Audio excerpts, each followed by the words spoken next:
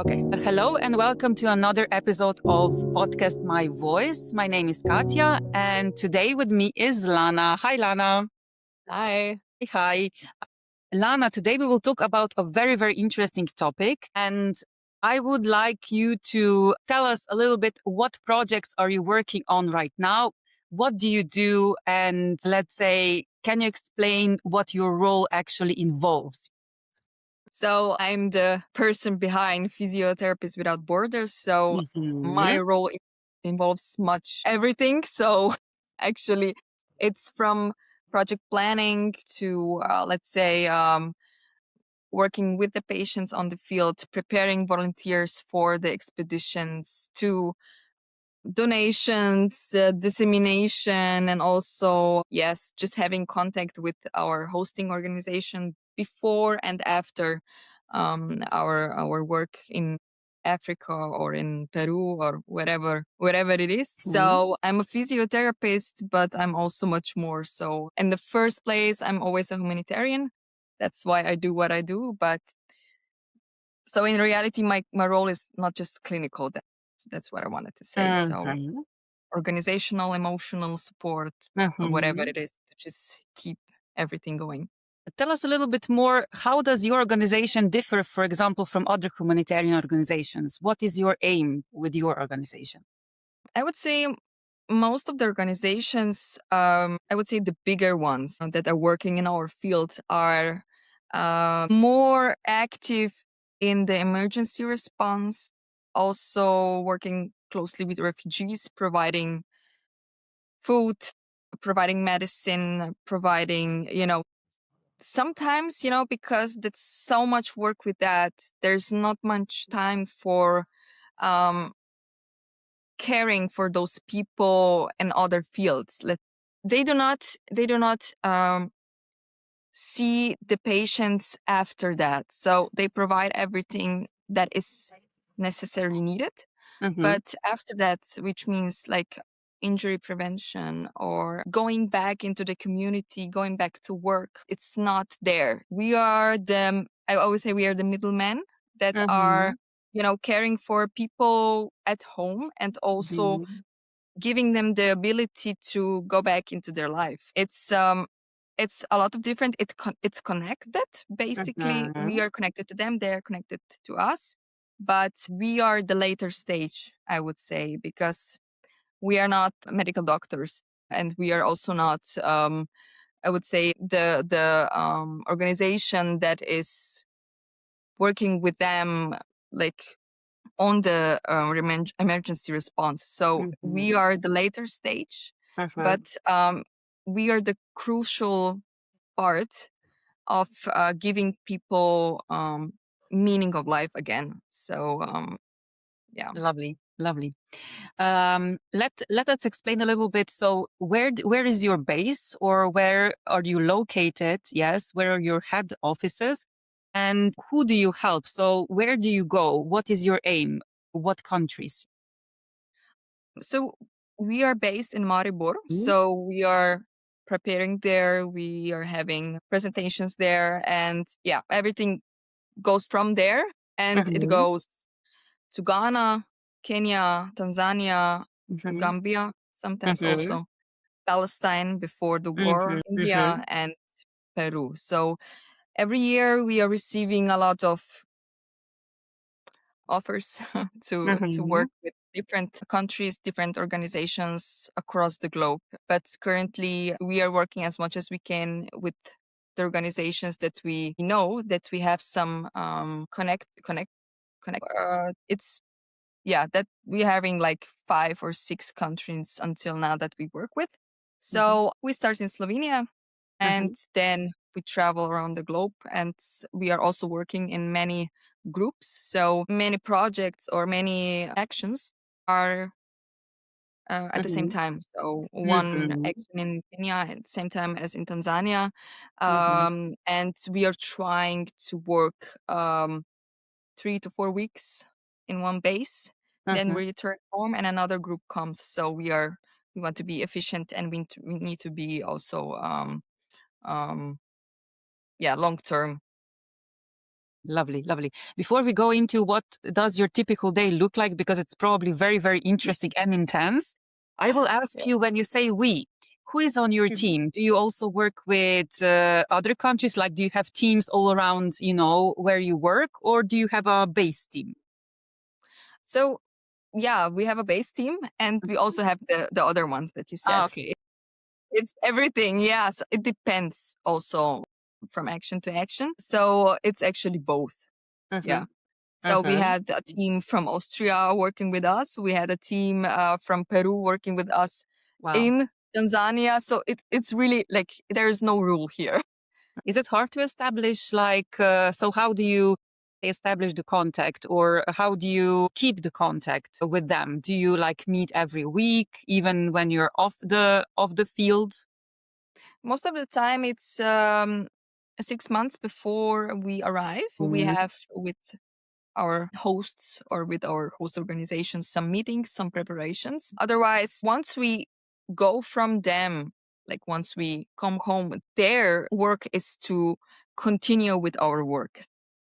Mhm. And at this time, we are not really in touch with them for a few months because another group is coming and I'm preparing another group to come and I need to prepare them first at home so they know everything about their destination, where they're going or where they're gonna to work. So at that time, everybody is working, in their bases. And then again, Mhm. 6 months before we arrive, for example, in Ghana, we are starting to meet weekly or Mhm. every 2 weeks again. So they To get up to prepare date. accordingly. Lovely. Who is in the group with you? Who is this? Are these students, medical staff? Who goes with you on these missions? Every year it's different. I would say sometimes it's more students than Mhm. professionals, sometimes more professionals Mhm. than students. But those are physiotherapists, nurses, occupational therapists, and also medical doctors. But if we do not receive some other professionals from home to go with them to work on the field, we Mhm. are working closely also with the local medical Mm. team in Ghana or in I Kenya see. or whatever. So Mhm. You mentioned before that you already work with established countries or established institutions in the countries. How do locals accept you when you come, or let's say the expertise staff, experts? How do they welcome you? Do they say great that you are coming and helping us out, or what was your first impression? they are very friendly and open people. Mm-hmm. It's a little bit more different than here because here you need to show what you Hmm. got first, right? Right. So it's not the case there. It's they want to connect with you. It doesn't happen every day that some Slovenian girls are coming, to Right. Romanias in the middle of nowhere. So it's Yes. really, yeah, they are very open to it, I would say. They Mm-hmm. also ask a lot of questions. In Mm-hmm. Kenya now, for example, it happened to us that the students of nursing ask themselves if we would be prepared to give them any kind of workshop that we think would be useful for them. So I would say they are very cooperative and willing to cooperate. That's not really common here, but there I think sometimes they don't have another option. So we are sometimes the only option that they have. But also they care about the patient deeply and they want to get more knowledge, but Mm-hmm. sometimes they don't have the access to it. Right. Right.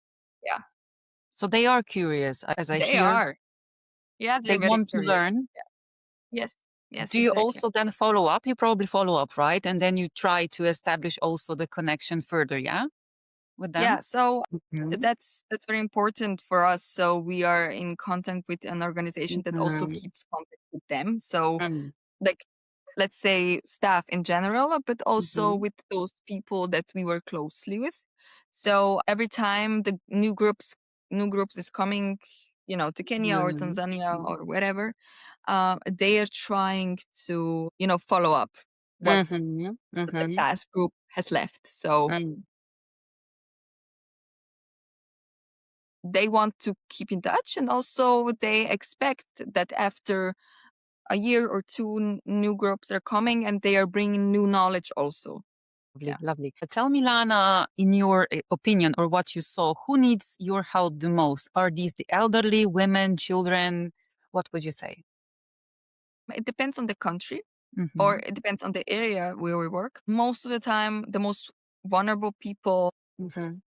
or the patients are children, and right after them, women, Mm-hmm. but also people with disabilities in general. So there is no special institution, where you, as a person with a disability, can work something, or connect with Mm-hmm. people. You are at home.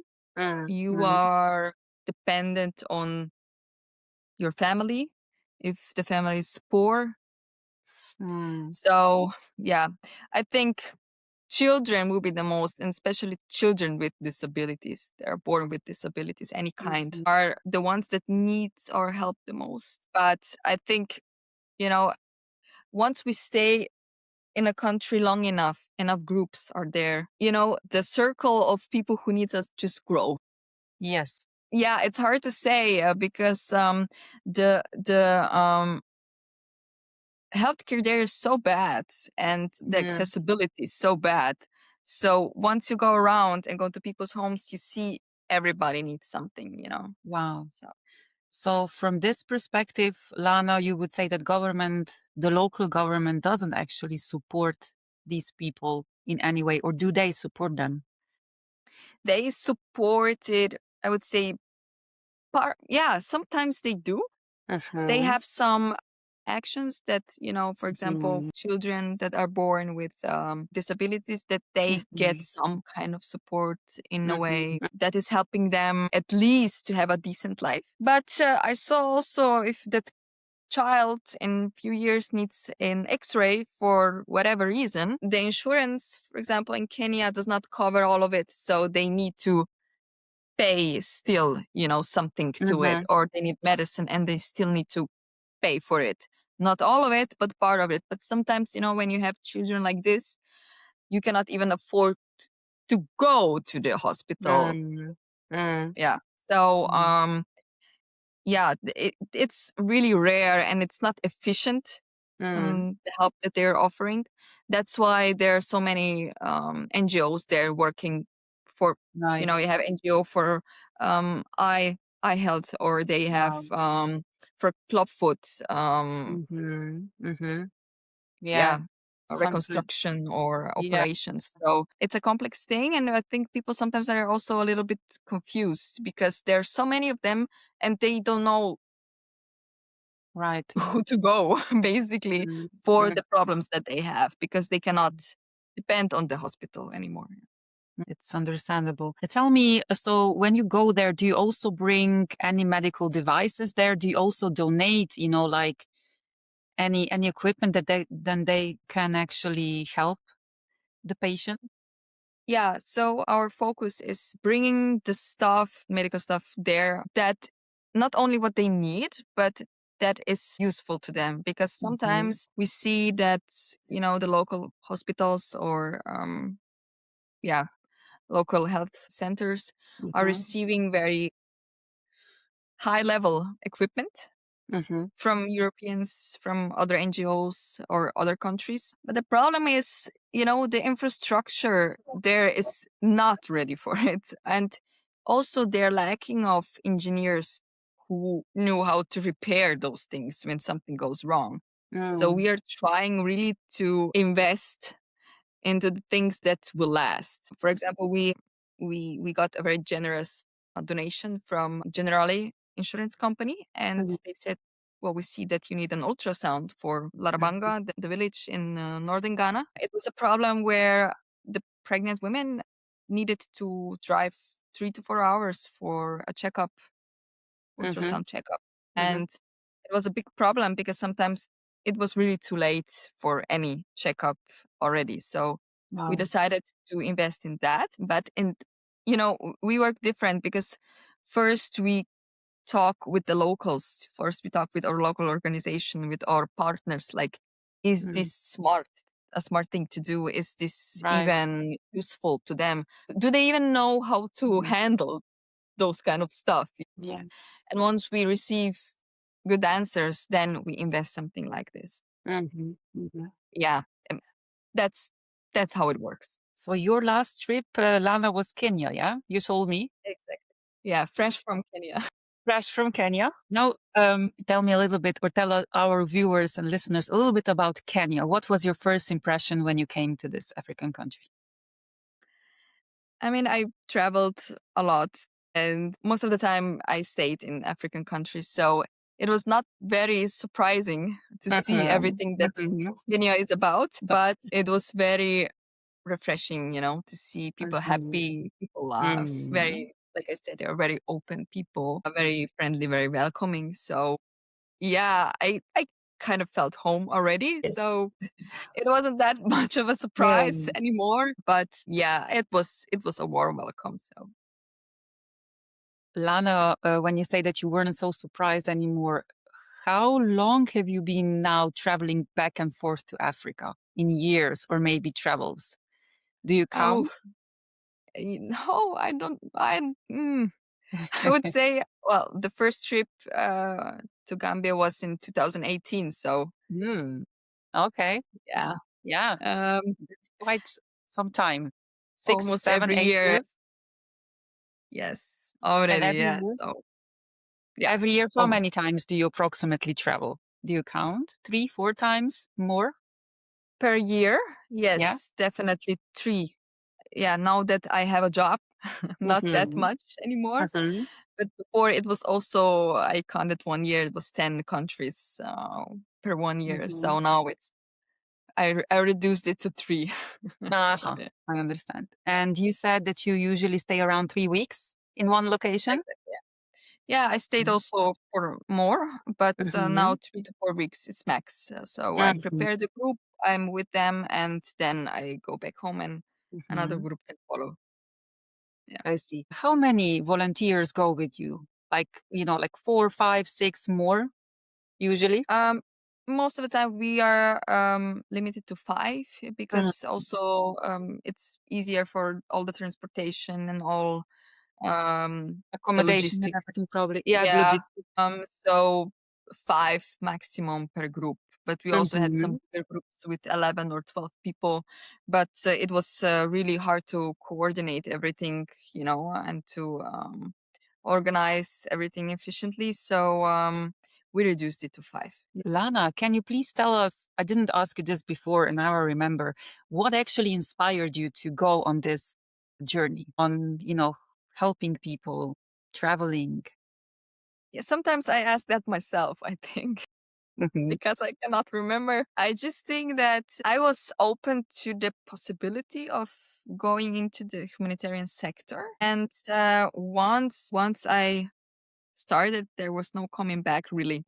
So Hmm.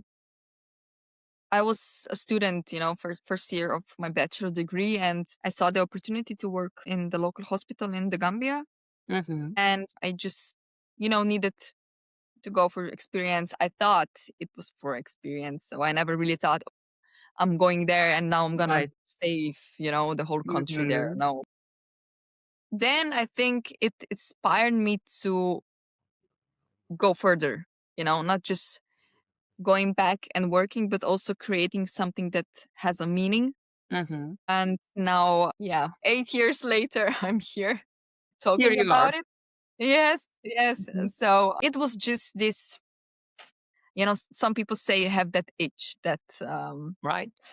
yeah, that pushes you towards some situation like this. So I think it was the same thing. Do you have a feeling that the interest in humanitarian works grows every year? What's your feeling when you started and now? Yes, definitely, because I started alone, and Mm. then it was 3 people with me, and then it was Mhm. 5, and Mhm. then 12, and then Mhm. 25, and then 33, and Today, so you are that more than was 33. actually, yeah, that was actually the reason I started my own NGO because Mm. after I finished my bachelor degree and the community and in this part was started to grow. Mm. Mm, I I saw that okay, we need to create something that has a shape or form. So Mhm. that's how Physiotherapists Without Borders were born, actually, because that was the next logical step to Right. go into professional field with that. So I see that it's gaining interest, but also it's getting harder and harder every year. I think finding people that are not there, you know, to play a hero. Right. For So the show. maybe it is growing, but sometimes I see maybe with the wrong reason. So Mm. yeah, it's a tough business. What are the impressions when they come back? These people, yeah, that come that go with you. Do they follow again, or they say no more? I'm not doing this. What is then the usual impression that they get from the No, no, it's actually the opposite. I have many people that are with me since I don't know which year, and they're lovely? uh, yes, and on one hand they're helping me with the organization already, or Mhm. they're going back every year. So and they are already leading, the newcomers, I would Right. say. So um, yeah, and they're also inspiring other people to go. So yeah, no, I Mm. have 5 or 6 people that are Really. they're going back, coming back, saying, I want to do it again. I can help you. I like Mm. to do it. I feel inspired. I want to inspire others. So Mhm. they have some kind of um I would say, yeah, just the energy, to continue our work. Lovely. What is the first thing people say when you tell them what you do? Because when I heard your story, I was like, I need to get to know Lana immediately. I was like hooked because your story is like, wow, I could listen to you forever. How do people usually connect with? I mean, are they surprised, shocked, or say, oh, this is not a job? Well, yeah, when I talk to people that are from my area, Mm-hmm. they are like very judgy, I would Mm-hmm. say. Um, you know, yeah, but it's all dirty. Why do you go there? Or they're all poor, why do you go there? I Like see. it's stigma, I don't know. So Mm-hmm. I'm really trying to bring another picture to them, you know, that yes, they have less than us, but it also means that they are more free than us, There it's not that, you know, like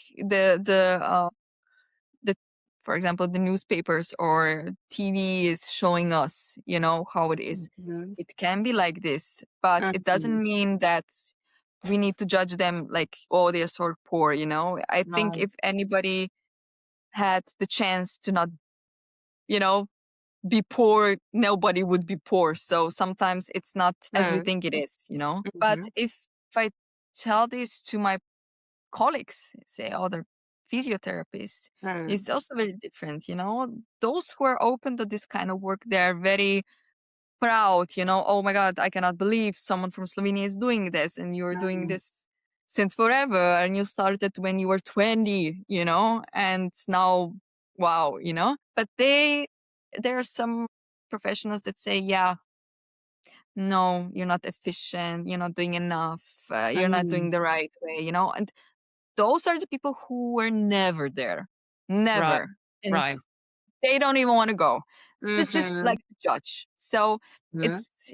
but I learned how to handle it because Mhm. I see other perspectives, but Mhm. I do not tolerate, ignorance in that kind of way. So I try to just bring the real information to them from my experience. Lana, tell us what would be the biggest difference that you see, for example, because you said that sometimes media portrays something about Africa that might not be so true, or realistic.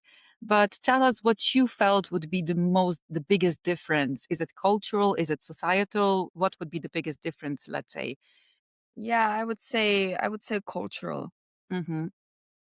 Cultural most of the time because also I saw, when we were working with the patients, we needed to adapt to their culture first. So once you understand their culture, you also understand their behavior in every field.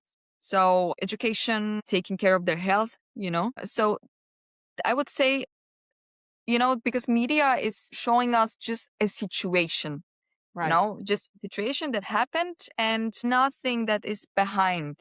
That's why we are working very closely with anthropologists, because they are some kind of mediators with us on the field, and they can maybe translate their behavior to you so you understand how to help them better. And but that's not what the people are getting, from the Right. media. Yeah. So Yes. yeah, there are wars, there are a lot of killings, there are a lot of Yeah. diseases. Yes. Yes, there is, but it also happens here. Like, we're not that different in reality. It's Exactly. just for different reason. Exactly. Exactly. That's so true. That's so true. Tell us, if we go back to Kenya, because this is probably also a fresh memory to you. How does your typical day look like when you're in the field working with patients? So it depends on the day, I would say. But let's say if it's a typical day on the field, going to the patient's home, it Mm. means that we are waking up, doing some exercises first. I always say to my volunteers, you need to do it first for yourself so you can show others. Right. Sometimes I'm not very successful in that, but it doesn't matter. Okay, so then we are driving to the patient's homes that we decided to see today. Mm. And yeah, the patients are waiting for us. We do the physiotherapy with them first, and we also see what they're capable to do, how we can help in any other way. Mm. So we are also working closely with their family, if it's an older person, with a daughter or with the Mm-hmm. son or grandchildren. So we show them how to make transfers, or how to, encourage them to move the limbs, for example, if that's the Mm-hmm. problem with their condition. Mm-hmm. So it's really a community work, I would say, because a lot of people are involved in our work, especially in the patient's home. And then we drive from one to another. We are having lunch somewhere. Mm-hmm. And yeah, then we are driving to the local college or to the local medical center. If we need some medicine, we get it there. If we need someone to get an X-ray or MRI, Mm-hmm. we are discussing with them so they can organize a transport to the next X-ray that works, because that's also not very common there. And yeah, then we go home and we have the afternoon free, so we prepare for the next day. We prepare also our documentation, chat with the locals about everything that we need, and they help us a lot also with, going around. Yes. Mm-hmm. Mm-hmm. So that will be a typical day, and then we have some extreme days where nothing goes right, and then Yeah. we have days when everything goes right. Right. Yes. Was it very hard for you to adapt to their, let's say, life? Because I saw some of your pics, I think it was also from Kenya, where you were like laying down and you had all these mosquito nets around Yeah. you, like you were like in this cocoon. And I was thinking, wow, it's such a different, of course, nature and culture and everything. And then I also, I think, saw one picture where one of your ladies or you were on the motorbike. Yes, and Yeah, carrying transporting the something, carrying something, and it looked like adventurous. So was it difficult for you to accept these alternative ways? well, it's when you have very little option in the terms of transportation or Mm. logistics, you Right? take what's the easiest to get, So the easiest was to hop on the motorbike and, you know, grab Yes, everything and just, absolutely. yeah. And to be honest, nobody was surprised there. Right, Like, right. nobody. They were just looking at us because we were white, and they never Mm. probably saw white people doing that. Yeah, it's all about improvisation. Mhm. Mm-hmm. So if you're not able to improvise in those Mm-hmm. kind of situations, you can wait forever there to be, you know, picked up by the right person, Right. on the right time, on the right Mm, place. You just need mm. to be a little bit more open to the possibility that something probably will go wrong, Yes. Yes. but not to be scared of that is just like finding a solution fast and efficient. Right. So probably what you saw, that picture was fast and efficient. Fast and efficient solution. Yeah, it looked like Yeah. it. I also saw that you had a lot of fun. So I was like, yes, so this was a great moment Yeah. for you. Experience. Yeah. Indeed, indeed. What about communication, Lana? Communication in a way like language barriers. Do you have translators with you? Do they communicate maybe some of them in English? Yeah. So this area, Tanzania and Kenya, is the first language is Swahili, Kiswahili. Mm-hmm. And those people who were able to go to school are also learning English. Mm. So I would say the first language is also English for those who, Right. going to Mm. school. Yeah. So most of the time, people know how to speak in English, even, not this good English, I would say African English. Right. So Right. that's why, sometimes I see myself, because you need to communicate with them as simple as possible because they Yes. don't have, yeah, a lot of knowledge, about how to speak, how to, express themselves in a way. So you're trying to be, short and simple words, and Right. yeah. So you cannot really develop any good skills in English, but Mm-hmm. still we have also with us some local professional or a translator that is helping us with that part. Mm-hmm. We are having Mm-hmm. problems with elder people.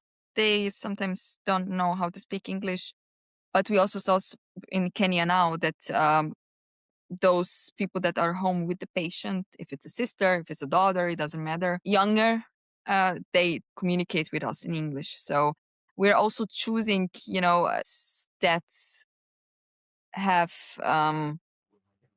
people who speak English. So it will be very Mm-hmm. difficult for us to go to Senegal, for example, because nobody in my team knows how to speak French.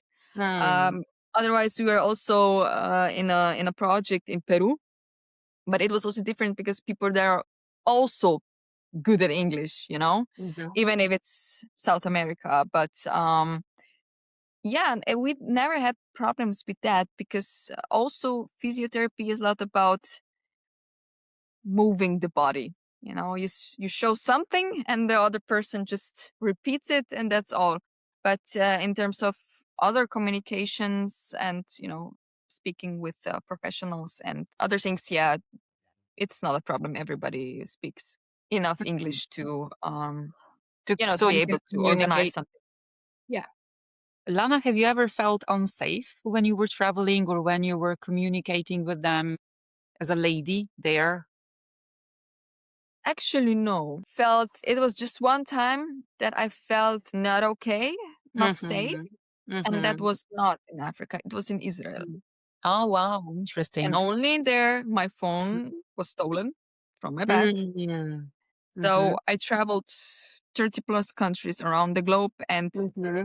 it happened only in one place. Only in And one it place. was not even an African In country. Africa. No, because they, especially when they see you, you're wearing medical clothes, Mm-hmm. they know why you're here. Mm-hmm. Mm-hmm. And they are trying to protect you. So they are Mm. trying to give you a lot of safety. Right. So you can work more, you like to Mm-hmm. go to people, you go around, they want you to have this experience. So Mm-hmm. no, never, never. And they really don't tolerate any kind of, stealing or whatever. I saw in the Gambia, for example, Mm-hmm. there was a boy who stole in some shop something, I don't know. Mm-hmm. And all the people that were standing there on the streets, they run towards him and they beat him up. Wow. There was not even the police there. It was just the Wow. Yeah, the street law. people who saw it. Yeah. Yeah. because they want to show others who maybe have an idea to do it that it's not going through. Yeah.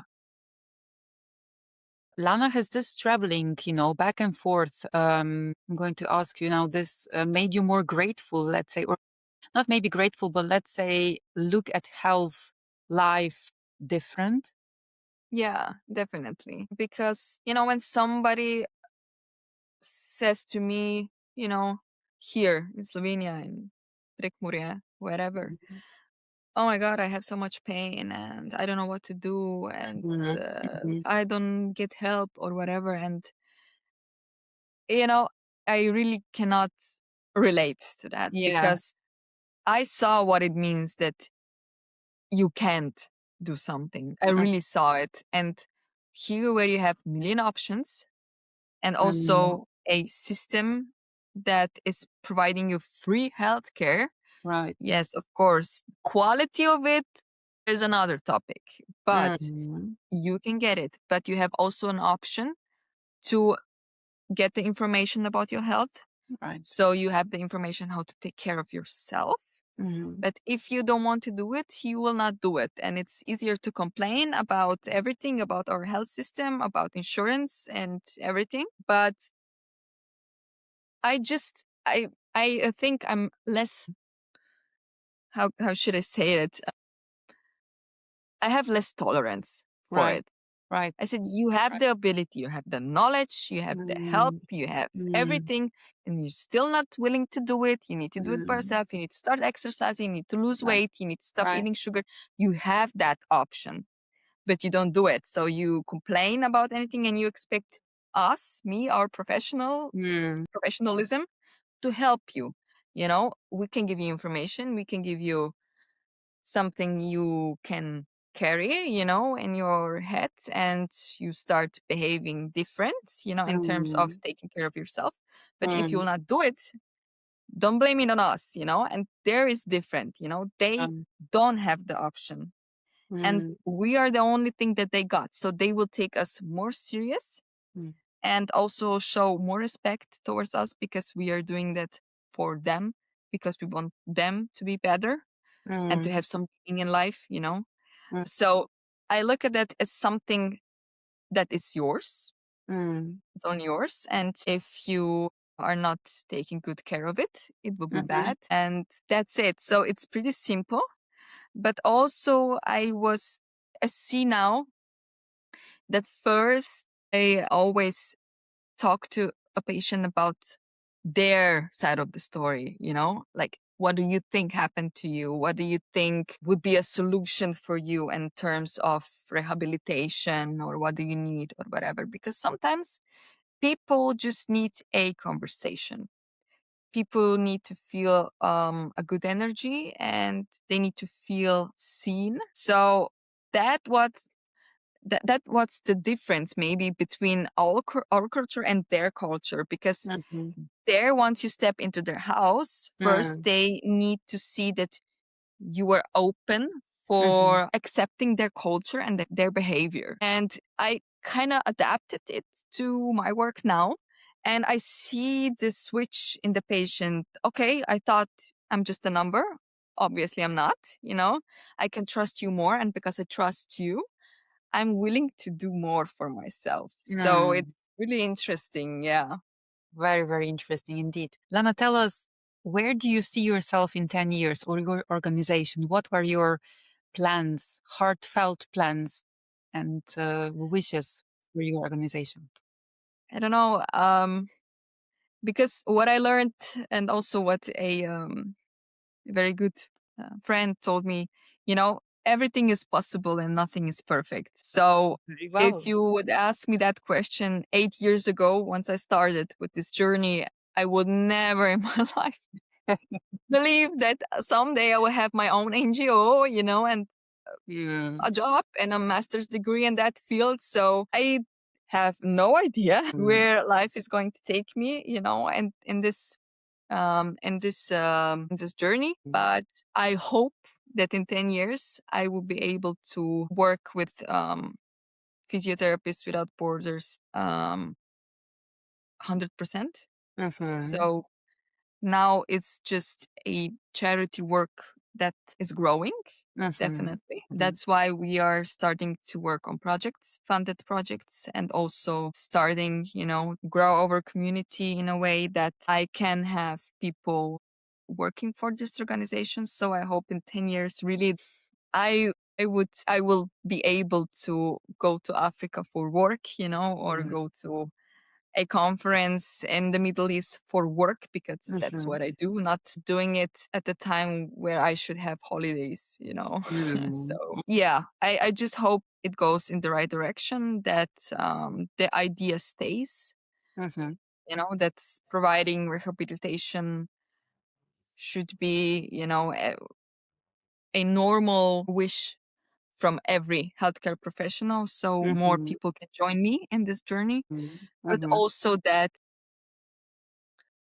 we help people in the right way. So in 10 years, I can see, okay, we developed something that is right and that is ethical. So we don't want to grow in financial aspect or to be bigger, because I see that bigger organizations have problems. They cannot control the things that they do anymore. So it's pretty superficial and not really efficient also, but I want to be there where people are often unseen and forgotten. Lovely. Very sweet. Tell us, Lana, can people support you financially too? Does your organization take donations?